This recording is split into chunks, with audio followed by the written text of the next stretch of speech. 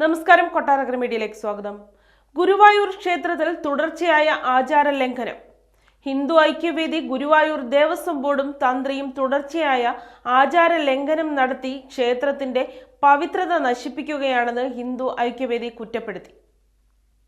ഉദയാസ്തമന പൂജ വേണ്ടെന്ന് വെച്ച നടപടിയിൽ സുപ്രീം കോടതി ശാസിക്കുകയും നോട്ടീസ് അയക്കുകയും ചെയ്തിരിക്കുകയാണ്.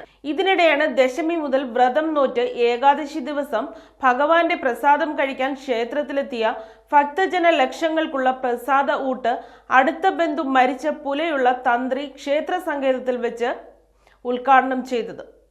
ക്ഷേത്രാചാര അനുഷ്ഠാനങ്ങൾ പാലിക്കാത്തവർ ക്ഷേത്ര ഭരണത്തിനും തന്ത്രത്തിനും നേതൃത്വം കൊടുക്കുന്നത് ഭൂലോക വൈകുണ്ഠമായ ഗുരുവായൂർ ക്ഷേത്രത്തിന്റെ അസ്തിത്വത്തെയും ക്ഷേത്ര സംസ്കാരത്തെയും ചോദ്യം ചെയ്യുന്നതാണ്.